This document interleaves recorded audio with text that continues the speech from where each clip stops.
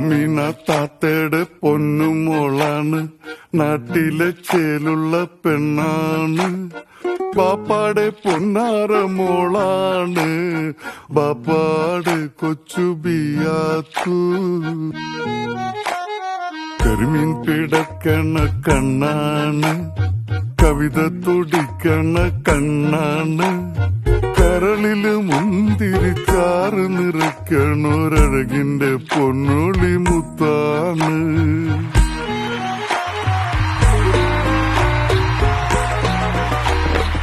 ആമീന താത്തയുടെ പൊന്നുമോളാണ്, നാട്ടിലെ ചേലുള്ള പെണ്ണാണ്.